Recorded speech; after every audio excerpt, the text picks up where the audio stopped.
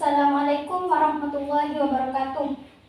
Perkenalkan, nama saya Cynthia Tini Aprilia, NIM 202210204053 dari kelas E BGSD Bondowoso.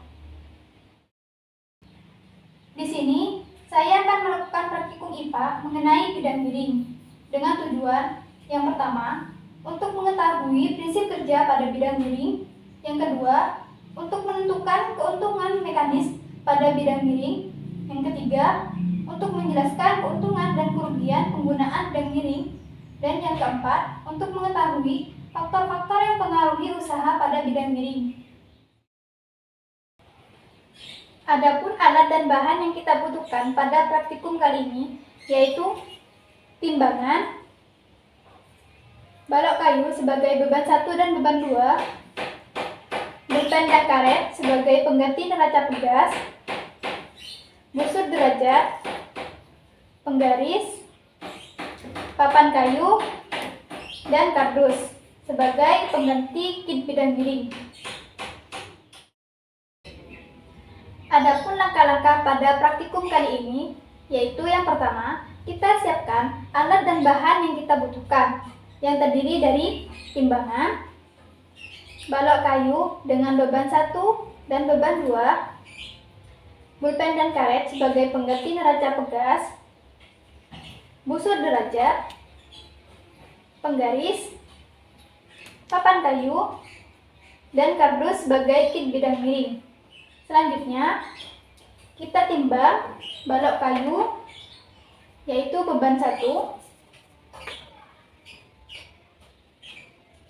kemudian kita timbang beban 2,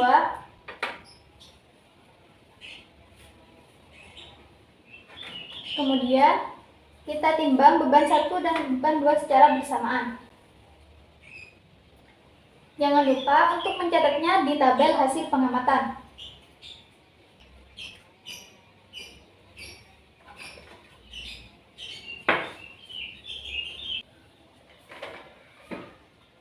Selanjutnya, kita siapkan bidang miringnya.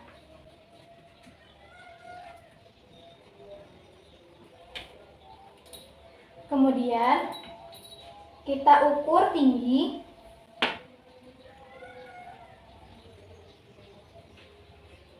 panjang lintasan,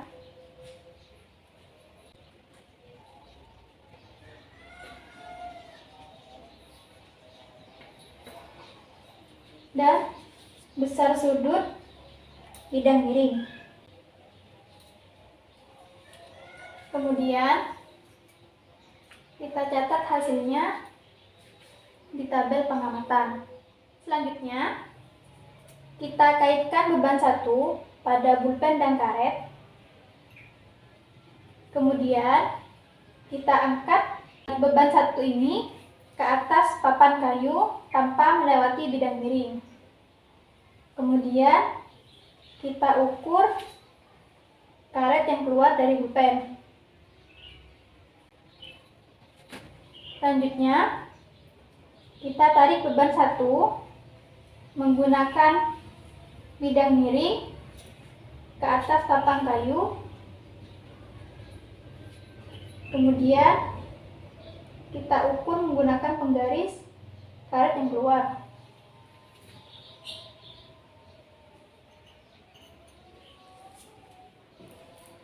Jangan lupa untuk mencatat hasil tadi ke dalam tabel pengamatan. Selanjutnya, kita kaitkan beban 2 pada pulpen dan karet. Kemudian, kita angkat beban 2 ke atas papan kayu tanpa melewati bidang miring. Kemudian, kita ukur karet yang keluar pada pulpen menggunakan penggaris. Selanjutnya, kita tarik beban 2 dengan melewati bidang miring ke atas papan kayu.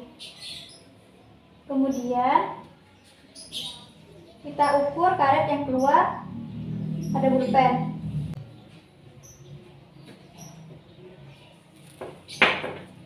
Jangan lupa untuk mencatatnya di tabel hasil pengamatan. Selanjutnya, kita kaitkan beban 1 dan beban 2. Kemudian, kita angkat ke atas papan kayu tanpa melewati bidang miring.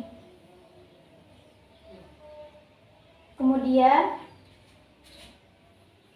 kita ukur karet yang keluar menggunakan penggaris.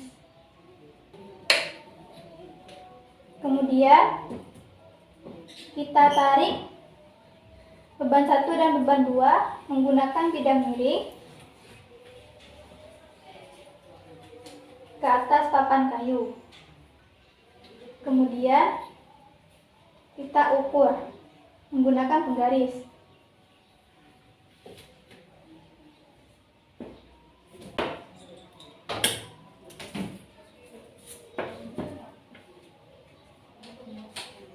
Jangan lupa untuk mencatatnya di tabel hasil pengamatan. Selanjutnya, kita menggunakan tinggi yang kedua.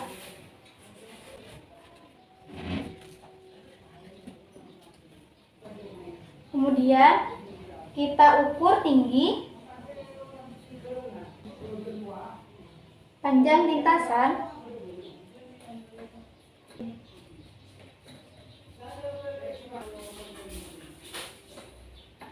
dan besar sudut bidang miring. Jangan lupa untuk mencatatnya di tabel hasil pengamatan. Selanjutnya, kita kaitkan beban 1 pada pulpen dan karet. Kemudian, kita angkat ke atas papan kayu tanpa melewati bidang miring.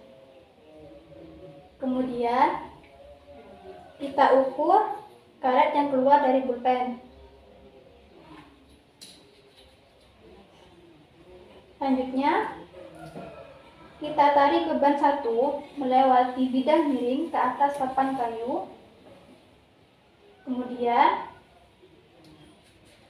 kita ukur karet yang keluar pada pulpen.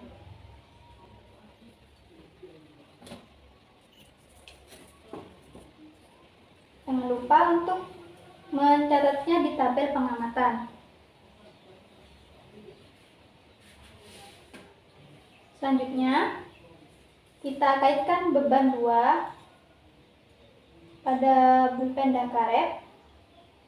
Kemudian, kita angkat ke atas papan kayu tanpa melewati bidang miring.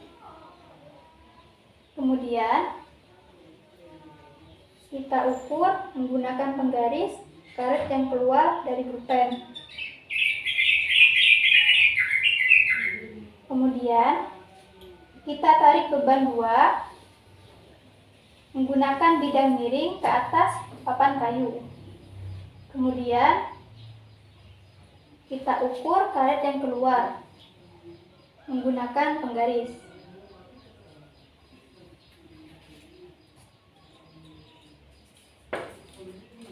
Jangan lupa untuk mencatatnya di tabel pengamatan.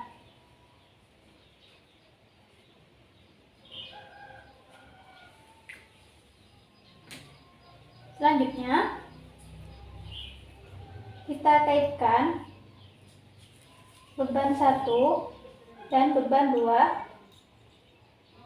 pada pulpen dan karet.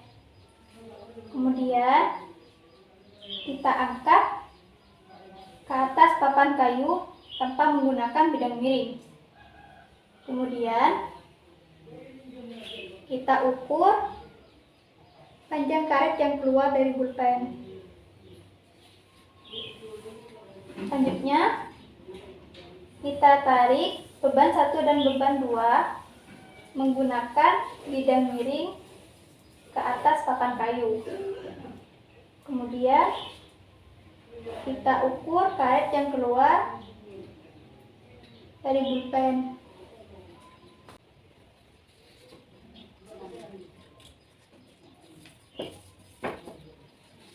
Jangan lupa untuk mencatatnya di tabel hasil pengamatan.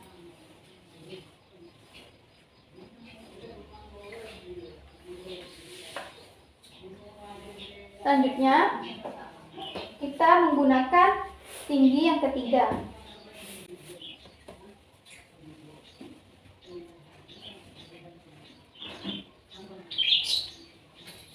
Kemudian kita ukur tinggi, panjang lintasan,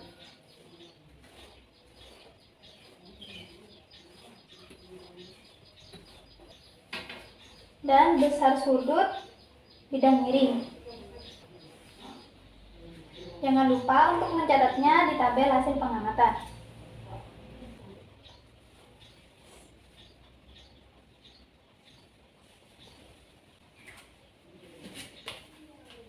Selanjutnya, kita kaitkan beban 1 pada pulpen dan karet. Kemudian, kita angkat beban 1 ke atas papan kayu tanpa melewati bidang miring. Kemudian, kita ukur karet yang keluar dari pulpen. Kemudian kita tarik beban 1 melewati bidang miring ke atas papan kayu. Kemudian kita ukur menggunakan penggaris karet yang keluar dari pulpen.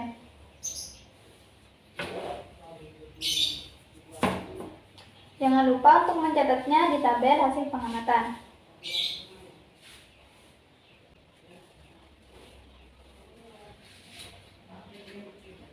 Kemudian, kita kaitkan beban 2 pada pulpen dan karet.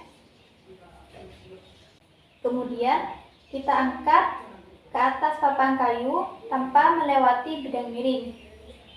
Kemudian, kita ukur menggunakan penggaris karet yang keluar dari pulpen. Selanjutnya, kita tarik beban 2 melewati bidang miring ke atas papan kayu. Kemudian, kita ukur panjang karet yang keluar menggunakan penggaris.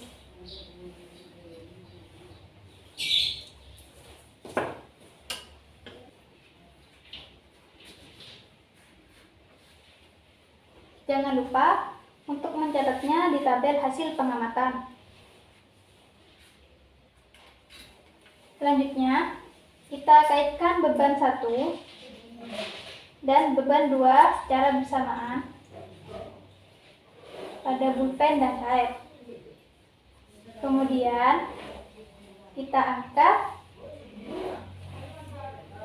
ke atas papan kayu tanpa melewati bidang miring. Kemudian, kita ukur menggunakan penggaris karet yang keluar dari pulpen.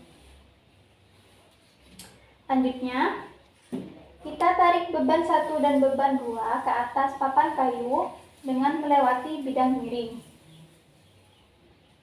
Kemudian, kita ukur panjang karet yang keluar.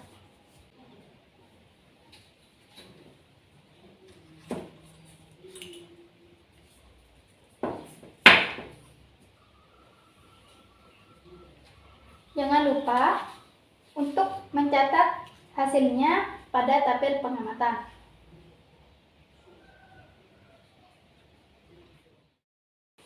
Dari praktikum kali ini, dapat kita simpulkan bahwa penggunaan bidang miring dapat memperkecil gaya yang dibutuhkan untuk memindahkan benda ke tempat yang lebih tinggi dibandingkan dengan kita mengangkatnya secara langsung atau secara vertikal. Sekian praktikum dari saya, kurang lebihnya saya mohon maaf. Wassalamualaikum warahmatullahi wabarakatuh.